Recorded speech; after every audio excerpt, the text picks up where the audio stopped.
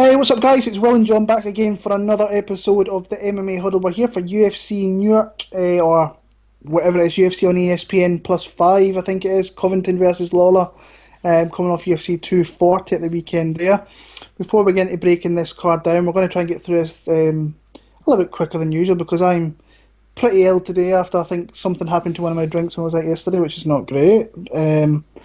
But also, I'm going to disclaimer straight away, I've not looked into this card as much as I usually do with other cards. On the days I usually do, looking at the cards a lot, I've been doing other stuff, kind of real life's been getting in the way. So, yeah, my picks might be a kind of off this week, but we'll see. The last time I didn't do this, I picked every fight in the card right, so that'd be nice if it happened again, but we'll see.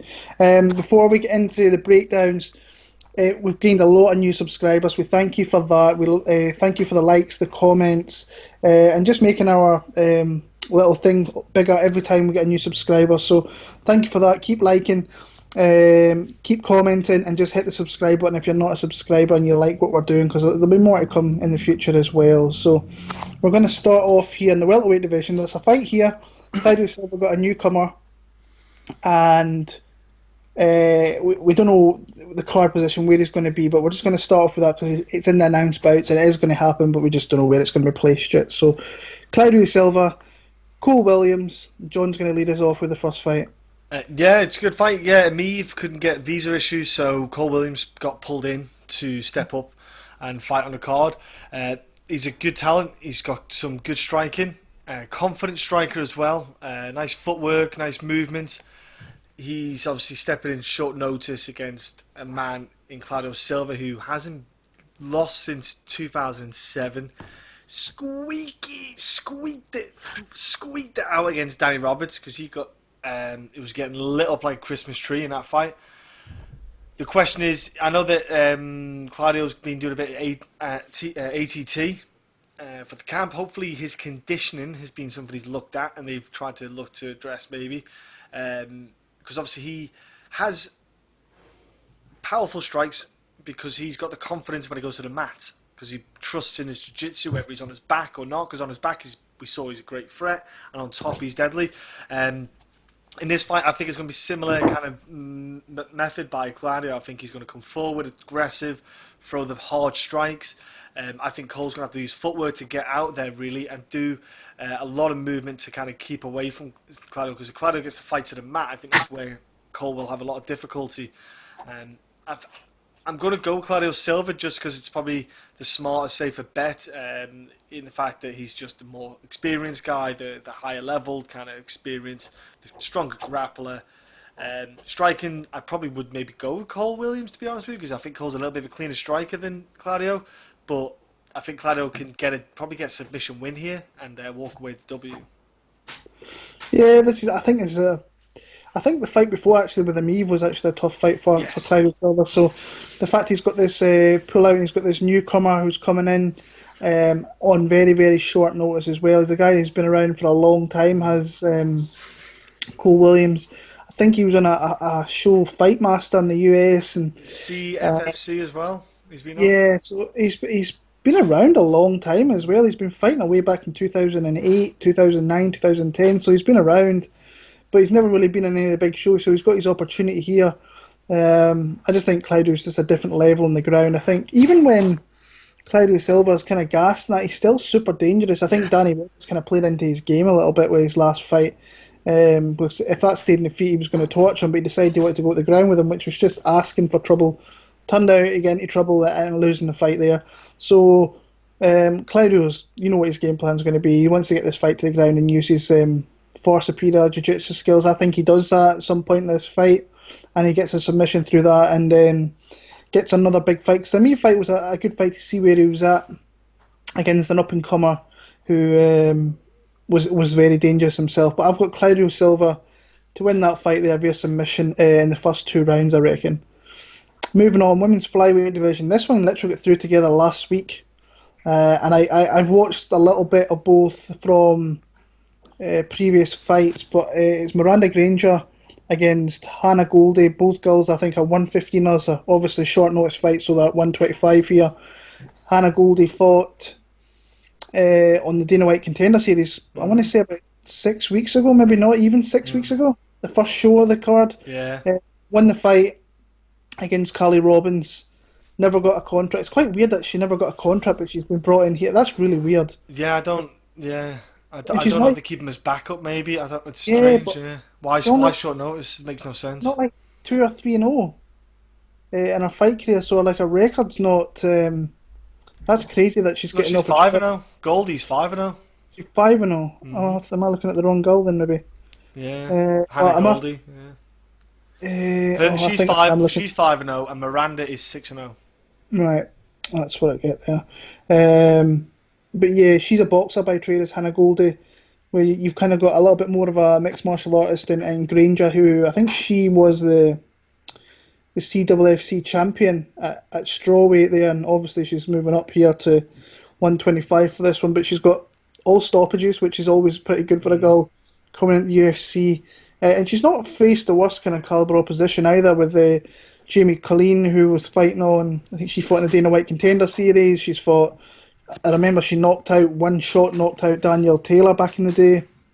Jamie Thornton, who's not great, but she's very, very strong. So this is going to be, I think Hannah's going to obviously have the advantage on the feet, but I think the all-around better fighter is probably Miranda Granger, and she will probably look to maybe take this to the ground and maybe grapple a little bit more, but it's a weird fight because it was literally, I think it was put together last week as well. So yeah, it's a really short announcement. It was weird. Yeah, I don't get it. Yeah, I remember watching fights in these two in the past. I watched James Lynch's interview with them, and it's just a weird fight to put together. It's like one they just kind of threw on the card, and there's no kind of rhyme or reason why it's been put on there. So I'm going to take a shot on Granger here in this spot, even though I think she's at a striking disadvantage. But I think she's got enough in other areas where she can trouble someone like Hannah Goldie. But Goldie looks quite strong to me as well. So if she doesn't get to the ground, she might be at the end of a kind of striking disadvantage in this fight. So I'll take a shot on Miranda Granger to win via decision. Yeah, I'm with you, Willows. I'm going Granger as well. I just think that she's more aggressive with her striking combinations as well. She mixes it up better with the striking combos, with the leg kicks as well as the body shots. She, like I said, all stoppages, all her wins, which is a huge thing. I think one of the only worrying things is the lack of head movement she has. So Goldie's got a good straight, powerful straight, but the problem is most of Goldie's strikes aren't that powerful. She's quite a pitter striker. She's doesn't really set down, place her feet on the ground to hit anything too hard. In the clinch, she's strong, Goldie. She's quite muscular, quite strong, but she's actually got a poor takedown defense. As a whole, her takedown defense isn't great, but I think Granger will probably have the victory on the feet.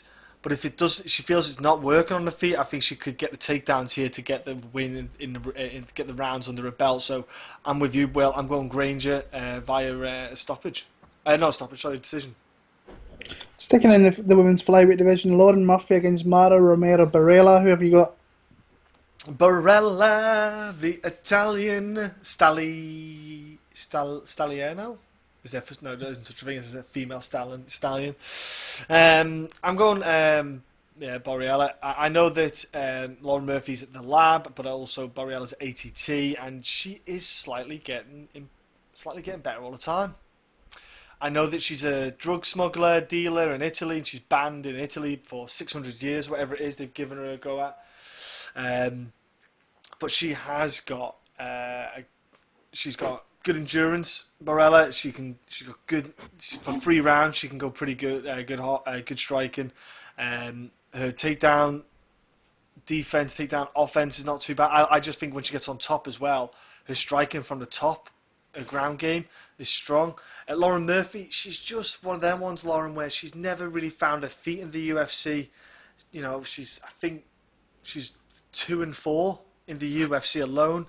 Her striking isn't overly effective. 100% does not move her head off the centre line, which is open for Borella to land some strikes.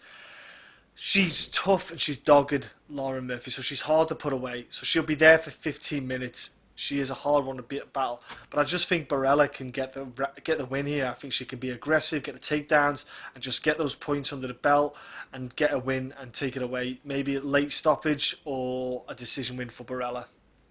Yeah, this is a weird one for me for the simple reason I don't think that Lauren Murphy's at the lab anymore.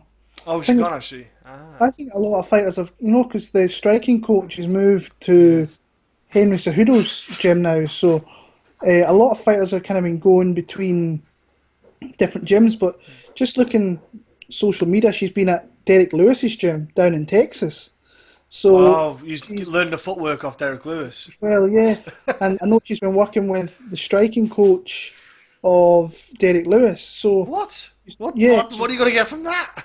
yeah, I know. So yeah, I'm actually having just a little look now. I had a little look later on, so it looks like she's not at the lab anymore. The lab's in a little bit of a weird place at the minute with changes and so on there. And like I said, I've never been super high on Lauren Murphy. I think she's very, very tough. I think she's very dogged. She's a Yeah. determined fighter who will really give you her all. But I mean, she's not in the kind of right side of being like a young fighter anymore. She's close in her 40s, I think, than he's at her 30s. She kind of trades wins and losses, and she lost to Jukagian, beat Hornchak via a very close split, which could have really went the other way, and lost to Sujara pretty convincingly, well over a year ago now, actually. So, where Mara Romero Borella, she has been at ATT for the longest time. She's been there for a few years now. I don't think she's going to be anything super spectacular, but she's not a young girl in that division either. But she's got a fairly decent game, fairly good jiu-jitsu game. I can maybe see her taking Murphy into trouble by Murphy taking her down, actually. So she's coming off a split win over Talio Santos earlier this year. I think she's got a better ground game. I'm not the biggest fan of picking Lauren Murphy in fights. So again, in that instance there, I think that I'm going to go with Mara Romero in my opinion. Because I think she might, on the feet, I think it might be a little bit kind of close on the feet, it'll be sloppy. But I think that Murphy will go for takedowns. But I think that could be a downfall because I think Romero is pretty decent on the ground. So I see it being a very close fight, could go either way. In my opinion, I would just rather go with Borella to get the W there. Moving on, this is actually a really good fight. Jordan Espinosa, Matt Schnell, kind of had a little kind of trouble picking between these two. I like both guys. I really like the spot Matt Schnell's in now. He really seems to have kind of found a place out in California where he goes between a couple of gyms, I think AKA and CSA gym, which is an up-and-coming gym with, I think I want to say Darian Fitzpatrick, I think it is, who you're starting to see more. Cody Garbrandt was using him for hands and so on. But there's someone at the weekend, Alexis Davis, that was who I seen him with at the weekend. Espinosa, I think, is a really talented flyweight, really aggressive, really athletic. But I do have reservations kind of about his gas tank. I think that his gas tank can be a little bit suspect at times, but other than that, he's a very dangerous guy on the ground. I do think with a longer guy in Schnell, he might be able to maybe keep him on the outside and negate that speed a little bit with his length. So, and he seems to be in the right spot now. But I think both guys are actually coming off a win over Eric Shelton, which is a little bit weird. It's not. Am I thinking the wrong thing here with Matt Schnell? That's going to annoy me. So let me check that out. Matt Schnell. Smolka. He beat Smoker. That was right. Yeah. I don't know why. Were they previous opponents before? No, I don't know why I got that completely off track there. But Smoker's coming off 3 wins over Beltran, Inoue, and Smoker, like you said there. And he got via submission as well. So he's on a nice little run right now. Tough fight, close fight. I like what I see. Kind of Espinosa to me kind of passes the eye test with a lot of things that he does, but I'm not completely kind of sold on him yet. I think that Schnell, he's got the more UFC experience, and I think he's in the best spot he's ever been in his career. So I'm going to pick Matt Schnell to win another fight, a very close fight, by kind of finding the distance and maybe winning rounds through that. But I can see it being very close. But my preferred play is Matt Schnell. I apologise about the noise of my missus who's just making noise left, right, and centre. So yeah. Yeah, Jordan, mate, I'm with you. He's exciting because he's brash, a bit cocky. Like you said, I think he's more explosive than he would like to be, because he does gas a little bit. That explosiveness that he has in the first round, so to speak, it starts to dwindle down in the second and the third. You start to see him slow down a bit. He has his hands low, which I think he can't really do with Matt Schnell. I think Matt Schnell's hands are coming together super well at the moment. He's got good submission attempts, Jordan, and he's not bad at counters. I admit he's got good counters with that footwork. He has that in and out movement. It's quite good. My only worry is that when you watch him do when he throws a left hook, he always leans back with that left hook. If you notice when he throws it, it's really strange. Because I just worry that it's very much there for a counter.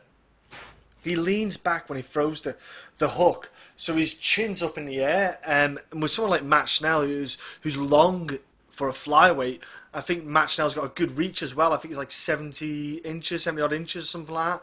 In the flyweight division, that's pretty good. And Matt Schnell, like I said, 3-fight win streak. He's just somehow...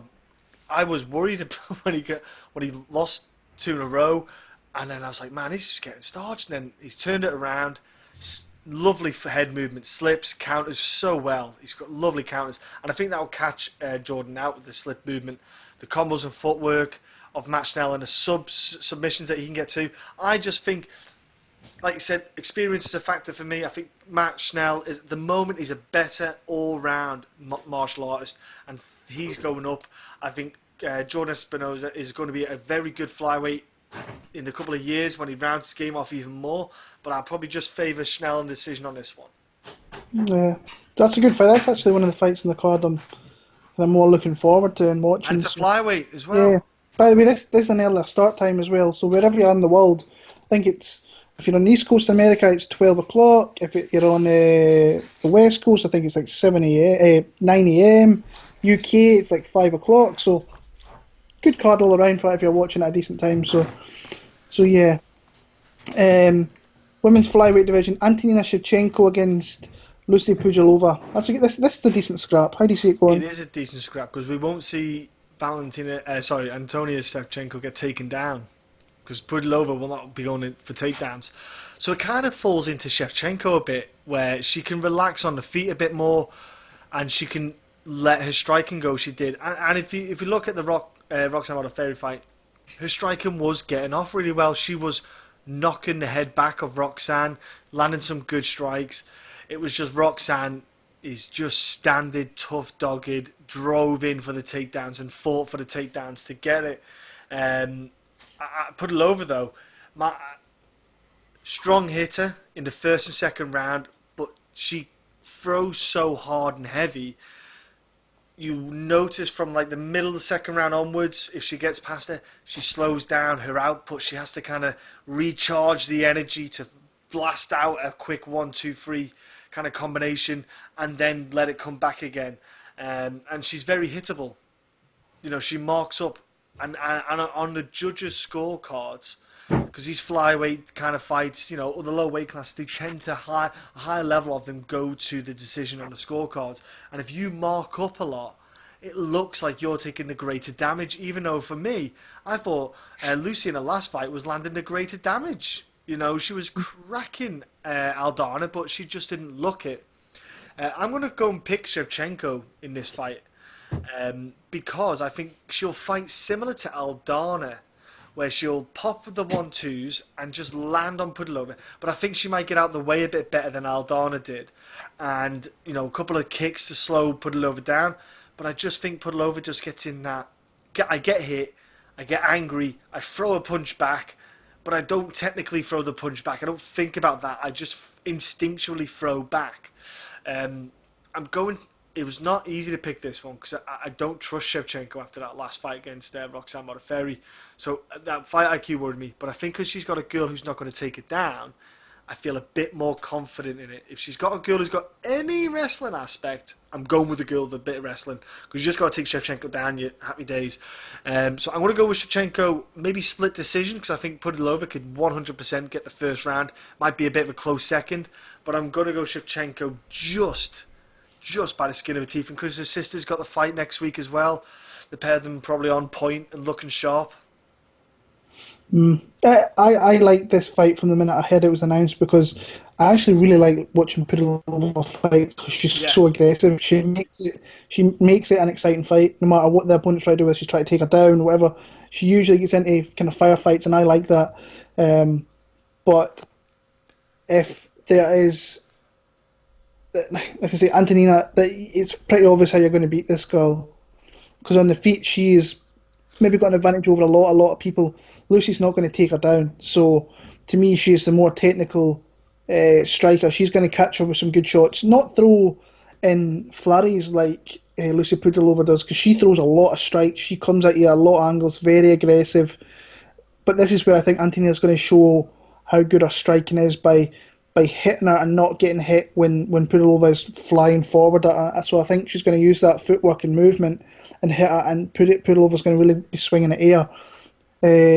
Lucie throws a lot of shots, but she misses a lot of shots as well. So to me, I have to side with Shevchenko in this one. As much as I would, when I look at the betting lines, Pudilova's an underdog, and she's a pretty. If you like the look underdogs this week, Pudilova's not a bad one to go with. But I just think Shevchenko's going to show a better striking chops here and beat Pudilova. Plus, Pudilova's been a lot of these fights, even in firefights, where she looks like she is winning majority of the exchanges and she ends up losing the fights. Like the Landsberg one, she probably should have won that fight. The one with Aldana, she could have won that fight. I think this is where Shevchenko's going to show just a better calm kind of striking and not throw. She's going to make her strikes count, is maybe what I'm trying to say, where Pudilova's going to be throwing a lot of output, and she might land a few nice shots, but I think the more better shots will be landed in Shevchenko, and that'll look better in the judges' eyes. So I've got Antonina Shevchenko to win that one via decision. Welterweight division, and this kind of sickens me a little bit. Mickey Gall against Salim Touahri. I've got a gut feeling for Mickey Gall here, and I don't know where the F it's came from. Get rid of it! Yeah, I should. Like, 'cause the guy is not. The guy was never really UFC caliber, and he's gotten himself. To be fair, he's gotten himself some nice opportunities in there with some of the people that he's fought. So fair play to the kid for the guy for that. But he's been in the UFC for like 3.5 years now. That's kind of crazy to me that he's been in that long. So. And he's only still the fight. So, when you look at Salim, he to me he looks like just a solid fighter, a solid striker. Nothing really much more than that. And that Kitaro fight, the last one, was I didn't like that fight for him. I think he should have won that fight. Could have won that fight with just fighting a smarter fight. But then you look at Mickey Gall, really in my opinion, he's got kind of one way to win this, in my opinion. I don't see him knocking him out. I don't see him winning the decision. See Mickey Gall, if he can find a way to get to the ground. Now, Salim hasn't been submitted by anybody. I have seen him take down with similar takedowns Mickey likes to use, which is, that was actually brought to my attention by a guy out there who, I speak a little bit regarding fights, but he says, have a look at this, he showed me, and there's single legs there that which Touahri seems to get taken down with a few times. But like I say, is Mickey Gall that kind of capable of kind of hitting that kind of single leg takedown? Like he did it against George Sullivan, but can he do it against this guy who, if this guy is on the feet, he should kind of wipe the floor a little bit with Mickey Gall because his striking's not great.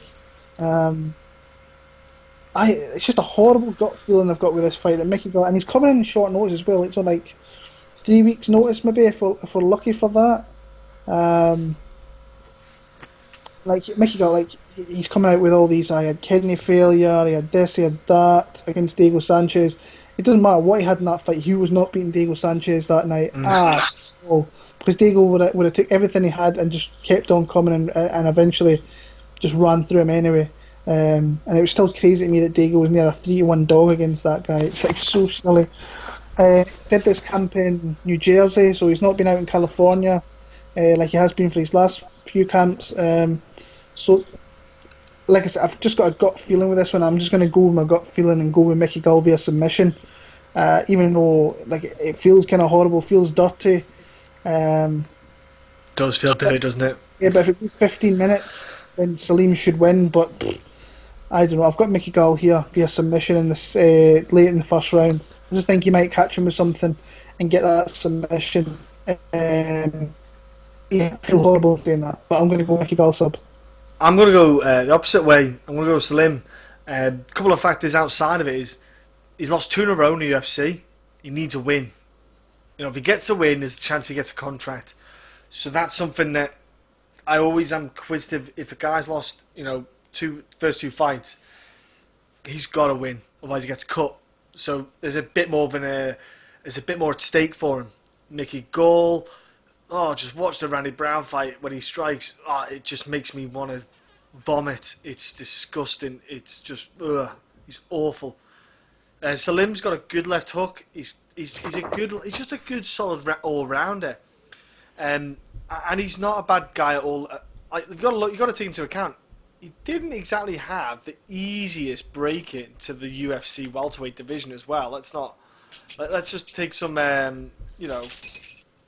take our hat off to Salim. He had Wally Alves on a short notice. That's a horrible fight to come into for your debut.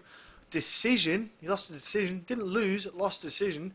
Then Nakamura. What a horrible one that is as well. Nakamura is he's so awkward, Nakamura. I think Nakamura is like a 3 or 4 fights into the welterweight division kind of fight. Do you know, when you're he's the guy, he's a gateway guy, he's a good one to get. So he's had tougher opposition, really tough opposition compared to, Mickey Gall. He had, Diego Sanchez, the toughest one he probably had. But, man, I'm going to go with Salim because of the factors of Mickey Gall's not got the greatest takedown.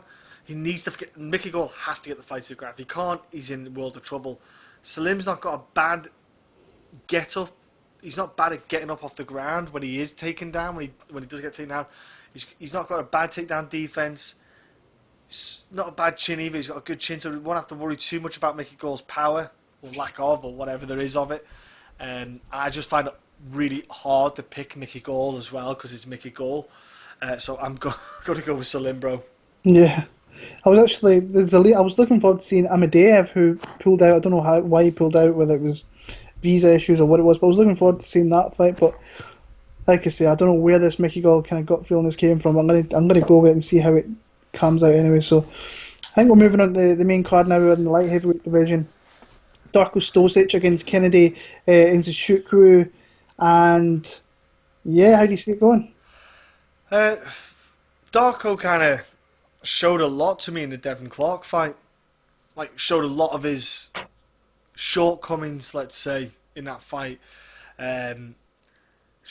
He reminded me of John Phillips. And John Phillips keeps himself quite tight and compact, and he throws a quick barrage of kind of hooks and punches, but doesn't set them up. He winds up for the shots. They're quite telegraphed. You know he's going to bull rush with the shots. But as long as you just use your footwork to get out the way slightly, like Devin Clark did, not much lands. I think this is an awkward fight for Darko, but as well for Kennney, because Kennney looked proper nervous in his fight against Paul Craig even though he was piecing him up all day long. I think Darko's going to go for the takedowns in this fight. I think Darko should try to get this fight to the ground. Kennney being a much taller fighter, longer fighter. I think Darko's going to try and get the fight down, but my problem is gas tank for Darko. I've not seen one yet. It seems he doesn't have one when he gets after the first round. Gas is kind of a bit too quick because he just blows everything in that short burst, that little kind of combination flurry that he throws. Questions on his chin, got dropped by a jab by Devin Clark. And now you're going to fight Kennney, who's got this longer reach, nice long stabbing jab that he's got as well. And I think that'll throw the rhythm, that will put Darko off as well, because Darko needs to close that distance. Kennney doesn't have to close anything down. Kennney can just stand there and just 1-2 all day long. Doesn't bother him. He's not got a bad strike. His takedowns aren't bad either for Kennney. I don't think Kenny's going to go for takedowns. I think he's probably going to go for, if I'm Kennney, my game plan, keep Darko on the outside. If Darko shoots in, defend the takedowns, throw those elbows in that he can do when someone's going for the takedown, if they're going low, and just grapple out and circle off. I'm going to go with Kennney for the decision. But I'm just hoping that maybe the first fight for Kennney was fight jitters, kind of the moment got to him, because he should have realistically won that fight. He was winning the fight really well. And Darko, he just comes forward with his hands up, man. And that's it. He just walks forward nice and tight, compact, walks forward, then blitzes off. I'm like, that's not telling me that you're going to surprise me with anything. There's no good footwork. There's nothing there. I just think he's an average kind of guy who would probably do okay even outside of the UFC. I don't think he'd be superb. I think he would do okay in Bellator. I don't think he's anything special. So I'm going to go with Kennney decision, just picking and piecing up Darko. I was on Darko Stosic when he came into the UFC, but in that Devin Clark fight, he showed a lot of kind of bad tendencies to me. Yeah. I don't think he throws with a hell of a lot of output, gas tank. And see with this Kennney kid, I think when he puts it together, he's going to be a problem for a lot of people. But he's still so green. Yeah. It's hard to really feel super confident in him. But when you've got someone who's 6'5", with one of the longest reaches in the UFC, with the camp that he comes from as well, the fighters training with who are every fight they're gaining UFC wins as well, and that they're going to be, it's just going to make that gym even better than what it already is at Fortis MMA. I think this kid's got a lot of growing to do, but I think he's going to be really, really good once it puts all together. And I think this fight is actually a fairly decent fight for him, because if Stosic doesn't throw anything, this guy's going to keep him at his jab, and he will find a jab, but he will just keep him on the outside and win the fight through that. So like you said, Stosic might be the type of fighter here that maybe has to take it to the ground, but it's easier said than done taking a guy that size down to the mat and keeping him there as well. So not got a super great read in it, but I've got Nzechuku to win this fight. Like I said, I love the camp he comes from. I think his head guy, Saif Saud, is one of the best coaches out there. A rising coach who a lot of people are really starting to corner on to being a great coach now. Very honest with his fighters in the corner. If you're not doing what you're supposed to be doing, he comes down you 100%, which you don't see that sometimes. And they're coming off a big win last week with Jeff Neal when he knocked out Nico Price, and that was a firefight in that one as well. I think once Kennney puts it all together, he's going to be a problem for a lot of people, and I like him in this fight to win here. And he's an underdog, which is, I think that line's going to tighten up closer to fight time this Saturday, but I'll take Nzechuku to win, maybe via stoppage once Stosic starts to really start to fade. So Nzechuku to win some point and some way in that fight there. Scott Holtzman against Dong Young Maestro Kim's up next. I like Holtzman. I think that Dong Young gets just hit a little bit too much, and I think that Stosic is an absolute specimen, by the way, at 155. Disgusting what he looks like. He's like sculpted in it. Disgusting. He does. You can tell that he looks after himself in between fights, and but he does. From what I hear, he does these weight cuts really well. Even though he's a big guy, they do it quite safely. And he's just a hard guy to face. He's a hard guy to really stop in there as well. I just think there's a matchup where Dong Young Kim, his head's very stationary. I think he's there to get hit. I think you can take him down. You can counter him off that. And like I say, I thought in the Alan Patrick fight, when Holtzman puts it all together and he can stop takedowns and piece you in the feet, he's a tough guy to face. Didn't show against Nick Lentz. Lentz is one of those veterans who's just hard to kind of, he's a hard veteran to face, and that happens sometimes when you run into fighters like Nick Lentz, who looks like they're going to be fighting BJ Penn next, which is like, what the fuck are you doing, UFC? But is what it is. That's coming. We'll have to break that one down in the near future. So no, we won't. I think we know which way we're going in that one, by the way. But Dong Ma, I think solid. I think people kind of overrate him a little bit from that fight with Polo Reyes, which was, sometimes you just get those fights where they come together and it's just a really, really fun, good fight. But since then, you look at his wins, the Damian Brown one could have went either way. I think that's actually a fairly good win in your record. Gomi and Brandon O'Reilly, not really, and then you got absolutely knocked out stiff by Devontae Smith, who's got that speed and power to really hurt you. I like Scott Holtzman. I like him fairly convincingly. He's one of my more confident picks of the week, and I think he wins maybe via stoppage. Actually, I'm going to pick him via like a stoppage in the middle part of this fight. Nice. Yeah, Dong is. I find he's a bit too patient in fights sometimes. I feel like he's waiting for the perfect moment to strike, if that makes sense. He's waiting for someone to throw something particular because he has something he wants to release, and then that causes him to have a lower output. And with Holtzman's not going to be holding back. Holtzman comes forward, he's aggressive with his striking, and he is, like you say, he's a tough guy, good output, dude is in great shape, does 3 hard rounds, but Dong has trouble getting up off the ground. Holtzman is good at getting you down and holding you there. Obviously, on the flip side, Holtzman had a bit of difficulty when Lentz had hold of him, but Lentz is actually a legit good wrestler. But Holtzman himself has got really good offense takedowns. He's got a good straight punch. I think you might see Holtzman land some good strikes, get the takedowns, and I think he'll just batter Dong from on top. He'll get on top, maybe guard or somewhere, side control, and just half guard and just lay strikes on him and just really take him apart. I'm with Holtzman. I'm Holtzman as well. I just think, I wasn't really that arsed about him early on in his UFC career, but when you watch him, you think he's actually not a bad, well-rounded dude in the lightweight division. I think he's actually not. He's a solid all-round guy, and I think he should. Yeah, solid dude. So I think Dong's going to have a troubling time with this. Like, I'm with you, Will. I think maybe a late stoppage, or if anything, Dong will just lose the decision pretty, like 30-27, even a 30-26. Yeah, solid's just a good word for Scott Holtzman. Really solid fighter. Moving on, middleweight division. Trevin Giles against Gerald Meerschaert. Who have you got? Yeah, interesting fight. Trevin, for me, kind of, I find the dude bloody ruddy frustrating is a way to describe him. Because he's uber cocky, and he needs to just apply his skills a bit more sometimes in the fight.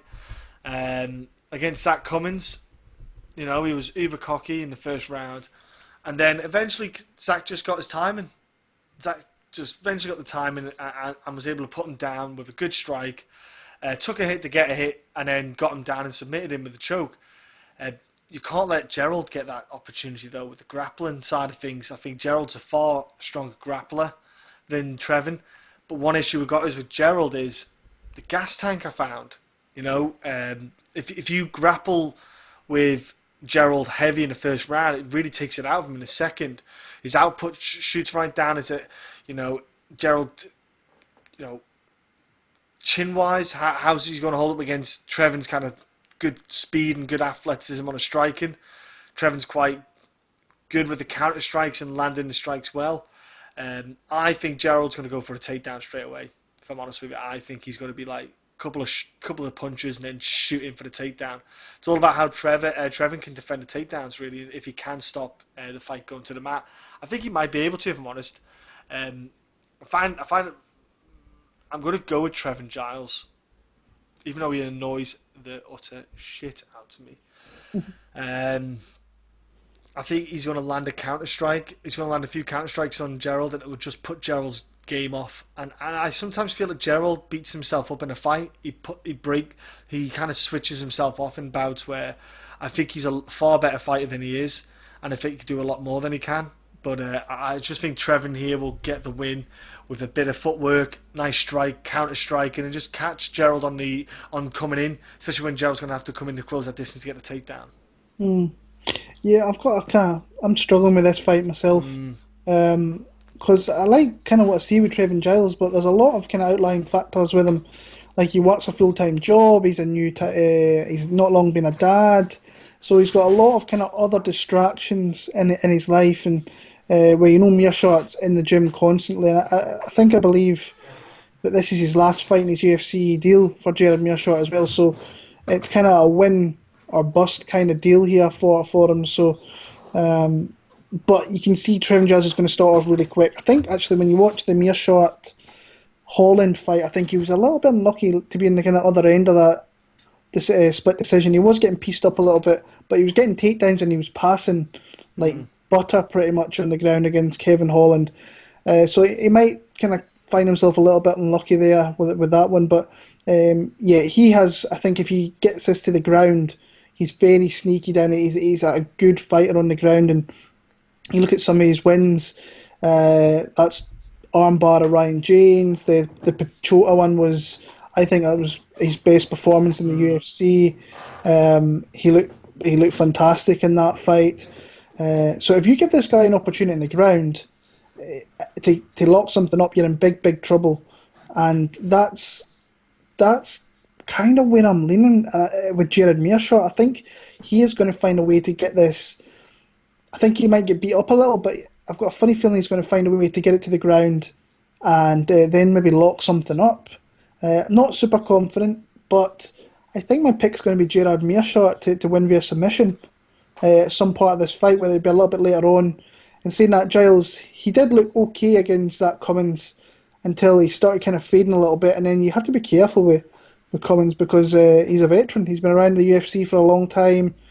You look at the Braganetto fight, he got taken down a couple of times there. Braganetto was just so rusty after being out for so long. Yeah. But if Meerschaert gets those opportunities, Meerschaert, I think, will find something and get a submission out. So I'm going to take a pop on Gerald Meerschaert to win via submission at some point in this fight here. So yeah. Moving on, lightweight division. This is a good fight.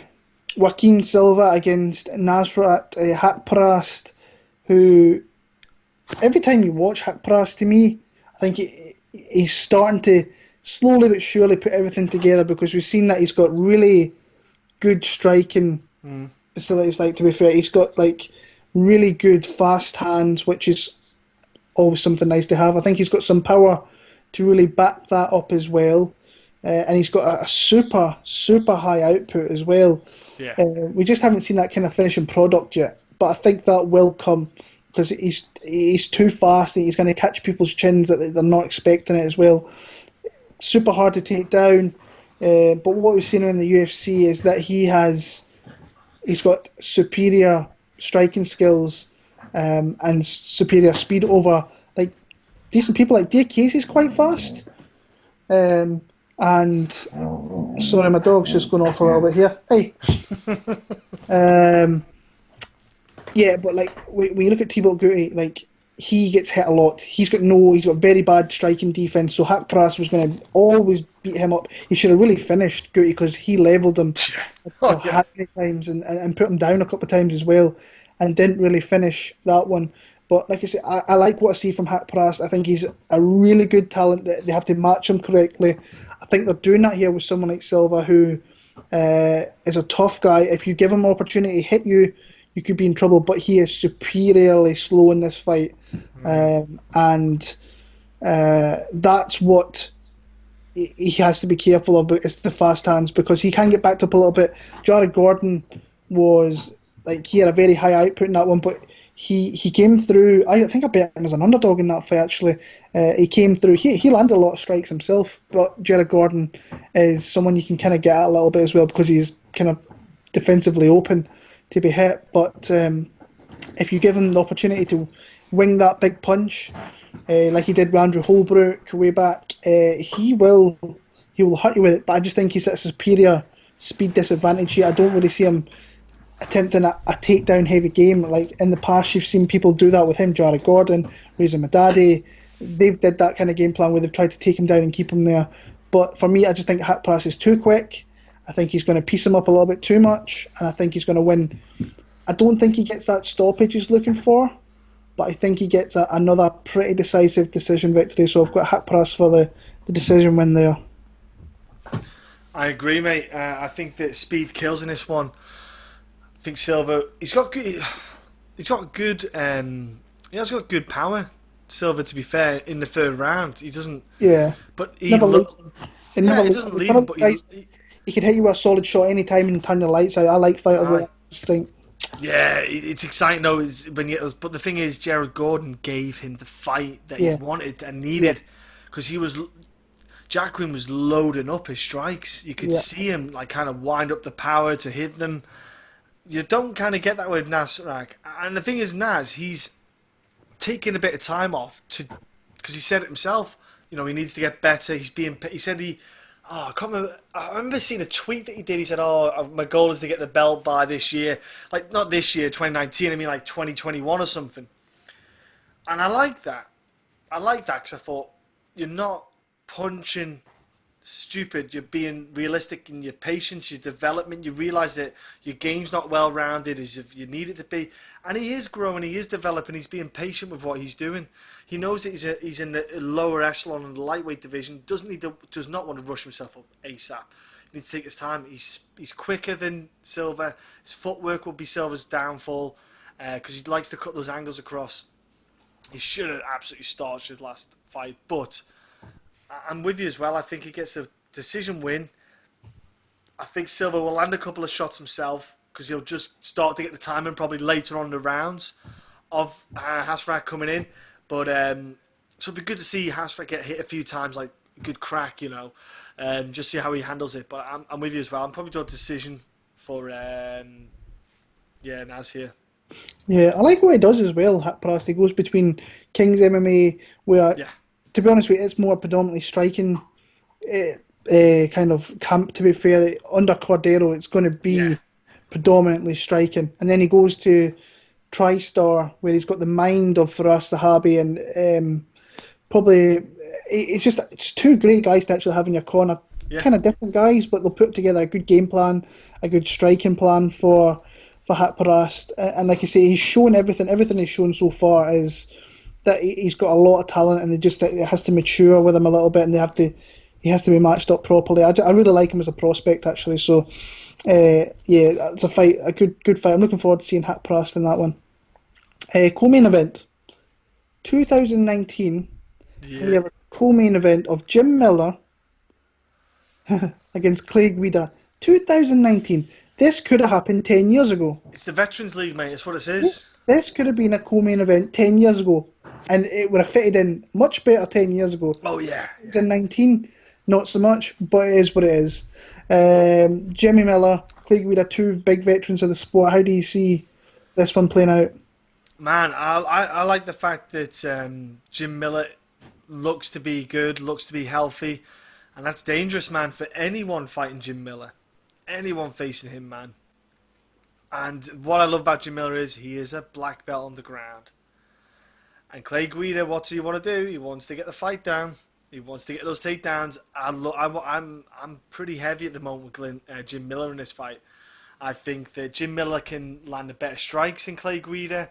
I think that Jim Miller's got the submission game that can really... Because Jim Miller's not going to go for the takedowns. And because that's where Clay Guida can get like a good guillotine submission in or something like that, and try to get something like that in on the takedowns. But for me, I know Clay Guida got an astounding, great decision win against BJ Penn, recently. So, that's something to take into account. But Jim Miller, for me, man, he's flying. He's looking great. I know he lost against the Bronx. But to be fair, so did Clay Guida, and it's the Bronx. I think he's a level above those two guys, especially especially at 155. He's looking superb. I just don't see what Clay Guida I just don't see what Clay Guida is going to do for me in this fight. That it's going to make me think that he's going to stifle a submission attempts from Jim Miller on the ground if he gets him down. I don't think he's going to beat him on the strike and on the feet. I just think that that Alex White performance was so good. I'm pretty heavy with Jim Miller on this. I think that he could either stop Clay Guida with the submission, because I think Clay Guida might go for a takedown, and Jim Miller gets a guillotine in himself. Gets a guillotine or like a triangle choke or an armbar. I'm probably even go Jim Miller submission if I'm honest with you. I think he can get a sub win here. Mm-hmm. Yeah, initially I was on Clay Guida in this spot. I thought, to me, when you look at this fight, it's kind of a simple breakdown of submission for Jim Miller or maybe a decision win for Clay Guida, and that could happen. Yeah. But Guida's got a punch on for leaving his neck in there. And I think Jim Miller's got enough skill about him to find the neck. I'm not saying it's as simple as that. With Clay Guida, I think he has to be smarter with his takedowns. He lost a guillotine choke against the Bronx. He lost against Thiago Tavares by being choked like that as well. And I just think he has to work around his. He's maybe just one of those guys who's got simple takedowns and he uses the same one. He knows that works for him. But occasions when you get these guys with better jiu-jitsu skills, so you can maybe pull that off against a BJ Penn. Now, he's got jiu-jitsu credentials, but he doesn't really use that. Eric Koch and so on. But there's certain guys that's not going to work with him. I mean, he did it against Brian. I thought he actually did a couple of times that he tried to enter into Ortega's kind of guard, not guard, like just into potentially try to take him down. That he was very kind of good at getting his head out really, really quick there. But then you look at the Bronx one, he just jumped on it and got him straight away with it. Jim Miller, I think, can do that as well. But it's hard to be super confident in Jim Miller, in my opinion, because his wins are Alex White, who he says, I was a massive, massive fan of Jim Miller growing up and watching the sport. He went out there and really got starched by Jim Miller. Then there's Jason Gonzalez, who low level. That's kind of the fights maybe Jim Miller should be fighting nowadays, because when you match him up with your Oliveira's, your Dan Hookers, your Trinaldos, he's losing those fights and he's taking a lot of damage in those fights as well. I'm going to go with Jim Miller. I actually think he finds a submission. So, like I say, I think it's submission or bust for Jim Miller. But I think Guida's got a chance of maybe winning a decision if he can stop himself from getting caught in submission attempts. So, close-ish fight, but I've got Jim Miller for the win there. And the main event, which I actually think is a really good main event, like a solid main event. So Colby Covington makes his return against ruthless Robbie Lawler. Both guys, I think, were former training partners, and Colby, ATT, old school, yeah. Colby's come out and says that he used to best him all the time, which I think is just Colby being Colby and just throwing himself out there. But look, I've met Colby and he's actually a super nice dude. But I met him way back 4 years ago, 2015, when he wasn't really shouting his mouth off. Now, what he does, to be fair, he's helped himself by doing that. But it just, to me, when I watch it, like with Conor, it looks kind of natural and it's funny, and I think it's funny personally. Some aspects of it are funny, some are just not. But then you get someone who clearly puts it on, and it's not funny to me, but it's effective, and it's kind of worked for him, to be fair. It's like Sir Henry Cejudo, and it's cringy. They're cringy guys, aren't they? That's what it is.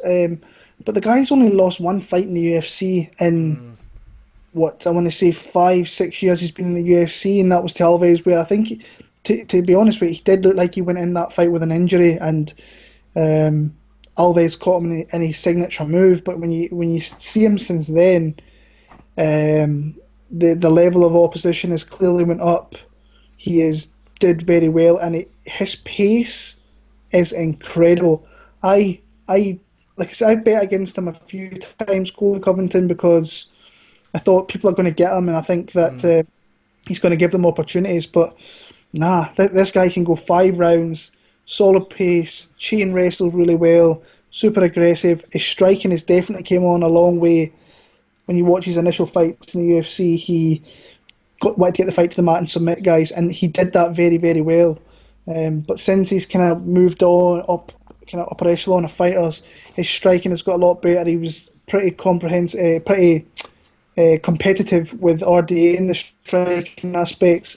He always had the pressure grappling game that was going to give Dos Anjos fits, and we've seen that since. That's the way you really beat Dos Anjos, is by pressuring him against the cage and getting takedowns. And Colby's one of the best guys at doing that.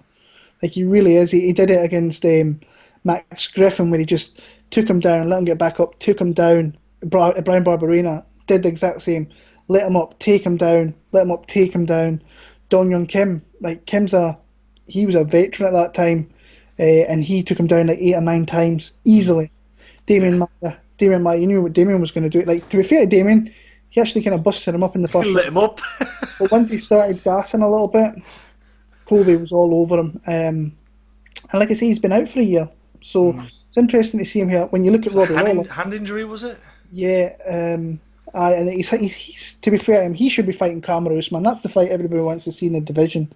Kamaru's injured at the minute. Yeah, especially the heat between them. Yeah, it's a fight that should have been. To be fair, it's a massive fight if they put the fight together for both of them. So it'll make them more money. So more power to them for never kind of fighting beforehand, even though they both wanted it.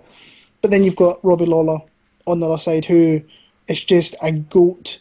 Not a goat, but a legend, like a fan favourite legend. Yeah. I don't think you could go to too many MMA fans and they would tell you they don't like Robbie Lawler, because if you do, I don't know who you are if you don't like Robbie. I don't want to know you. Don't subscribe to us if you don't like him. Robbie Lawler is just an unbelievably fun fight, and he has been for years in the UFC. It's crazy, like when you go all the way back to when he had hair. Yeah, he had a head of hair. And he fought in 2002 in the UFC. Yeah. I mean, that is crazy. That was like, and when you go to 2002, that was like the early, not even in the first decade of the sport either. And he was fighting Nick Diaz's away back then as well, and Pete Spratt and Evan Tanner. He's fought. Tanner was a bad man as well. Yeah, Tanner was a bad man back in the day. And he went away to Strikeforce, and he took some beatings over there. But then the fight I always remember is Melvin Manhoef, where he's getting absolutely destroyed with leg kicks, and Manhoef can do that. And he just corks him with a massive, massive shot. And he came back to the UFC, and he was a different fighter. Incredible to watch. He was so entertaining. He added head kicks to his repertoire. His wrestling was...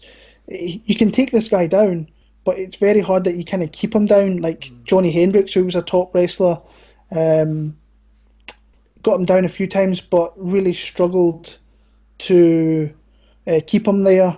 And then when you're on the feet with this guy, all it takes is one shot from Robbie, and you could be in deep shit. And this is pretty much how this fight is here. If Colby doesn't get caught, he runs riot, I think, on someone like Robbie Lawler. But you cannot take your eye off Robbie for any second of the fight, because all it takes is one shot, or one instance where he clips you, and you're in deep trouble. And like, even with grappling with Robbie Lawler, you have to be careful. We've seen with Ben Askren that Ben tried to clinch him up, and he just absolutely shit whipped him up and nearly knocked him out with that slam that he did on Ben Askren. But he is moving on to near 40 years of age. He's going to start slowing down. He's losing to good guys. Colby is a champion. Say what you want about him, the guy's a champion. He's always going to be known as an interim champion in the UFC. He had a UFC belt. I just think his pace and his pressure will be too much for Robbie Lawler. And if Robbie catches him, that's how he wins the fight. I just don't think he catches him. I think Colby wrestles him to bits for 5 rounds and wins a fairly comprehensive decision for me. Yeah, I'm Colby today. Yeah. I want Robbie to win, but I think the smart play is Colby. Yeah, I want Robbie just to starch him. You know, just one power pop that left into there. But it's that grind. He's got that pressure pushing you back. Robbie had, one thing he did do, like that was one fight that I paid attention to, was the Johnny Hendricks fight, because that was where you had a legit wrestler going against Robbie. Even though Hendricks was trying to be a kickboxer in the fight quite a bit, and he did have success, don't get me wrong. One drawback that Robbie has is never checks leg kicks. Even after the Melvin Manhoef battle, he still to this day doesn't check him. So you've got potentials for leg kicks from, if Colby was even wanting to, maybe because ATT leg calf kicks. But you've got to think about, Robbie did do well kind of clinching. And we've got a special guest on the podcast as well. He did well the clinching and kneeing on the body of Hendricks in the first round. He did well with trying to hit Johnny's body to hit the gas tank. But I think Colby will be smart and a bit privy to it, especially because they train together. So he might have a little bit of know-how and maybe the kind of things to get Robbie with. But I think he'll just be able to catch Robbie with the takedowns, man. And it just grind on you, man. And Robbie's gas tank did show in the Hendricks fight after about the 3rd or 4th round. The output did go down a bit. And I just think Colby, it's just annoying to fight. I think Colby needs an opponent like Usman or Ben Askren, even to an extent.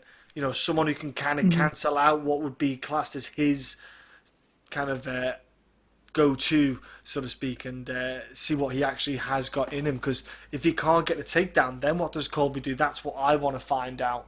I want to see the Usman and the Ben Askren fight where he gets stuck and he doesn't know what to do, or Jorge Masvidal runs and knees him in the face. Just stuff like, I know they're best mates, but it's just something like that. So yeah, I'm going Colby as well, bro. Yeah, like I say, I'm actually not that I've ever been a massive fan of Covington, but when you watch his fights, you got to kind of appreciate his skill set, and that Usman fight's going to be a really interesting one. I know which side I'm on already for that fight if it happens. I'm 100% on Usman. I think that he's just the better pressure fighter in my opinion. But yeah, I think Colby got to put kind of some respect on his name, even though his shtick's not the greatest. But he is a solid fight, and like I said, he's got himself a UFC belt out, so fair play to the guy. So that's the predictions for the fight card out the road. Quick betting lines. I actually think I'm going to make a bet very, very soon. It's actually going to be Colby Covington and maybe Haqparast in a parlay. That's one that maybe sticks out to me as being one that could, as long as Covington doesn't get hit with something, then he should really win the fight. He's minus 225 at the minute, where Robbie's plus 185, and I've seen some people on Robbie at plus 200. He was a bigger dog then. But it's outside that, I'm not overly liking too much. I like Haqparast. He's minus 250 favourite, so when you put them together, you're getting round about plus money for that parlay. So I quite like that. That's something that always sticks out to me. Close fights that betting lines wise is like Matt Schnell and Jordan Espinosa, minus 110 each. Hannah Gold. So would they be kind of ones with the parlay with? That fight, that's just a one to play straight. I think the Covington, okay. For me, when I make a parlay, I go like your Covington's minus 225 and your Haqparast is minus 250. Now, I think those lines in the UK are a little bit lower. I think Covington's minus 200 and Haqparast is minus 225, I want to say. So you're getting better value over here in the UK than you're in America. But I'm looking at American odds at the minute.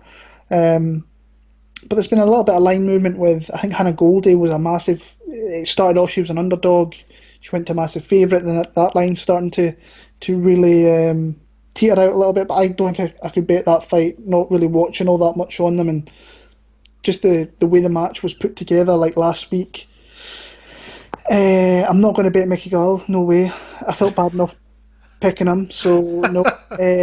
Kennedy Nzechuku is actually an underdog, which kind of interests me, but then again, he's still such a green fighter to have your money on, so there's not much I'm overly liking this week. I think that if the Jim Miller line maybe came down a little, I'd maybe find some more confidence to maybe bet him in some spot there, but I think that the week after, I think we've got Uruguay next week.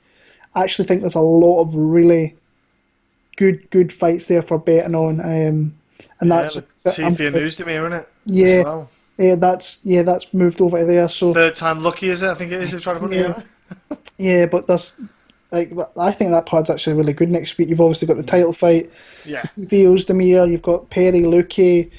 Pijota Vera's a really interesting fight. Barzola Moffat's a good fight. Torres Rodriguez, I think, is a decent fight. Gutierrez is a good fight. Ostovic Macedo, I actually think, is a really interesting fight where that line's kind of getting... Oh my gosh, that is the battle of the booties, that fight. Yeah, that's a serious fight there. Two kind of hotties. So, outside of the Covington Haqparast parlay, I don't really like too much, but we're only on Monday. It might change as the week goes on. So, just an update. Yeah. Taliara Santos is out. Yeah. There's another fight that got pulled from that today. There was two fights. Oh, was there? I've seen that one. I haven't seen any others. So I've actually been, technically working. Yeah, Staropoli pulled out his fight, so Kunchenko's going to get another opponent. So that was going to be a good fight, but that Fox stepping in to fight Kunchenko. Yeah, that's a hard one. I think Staropoli would actually give him a really good fight there. But that's our picks for UFC New Jersey, UFC on ESPN plus 5, whatever it's called nowadays. We'll be back next week for UFC Uruguay, the title fight of Valentina Shevchenko and Carmouche, the rematch from many, many moons ago. Until then, like, comment, subscribe, let us know if you have any bets, give us any advice if you see a spot that you really, really like, and maybe I'll look into it a little bit more and see if I like it eventually. But yeah, just comment, hit that sub button if you haven't already, and from myself and John, thank you for all the support, and we'll be back next week for UFC Uruguay, and enjoy the card this weekend. All the best.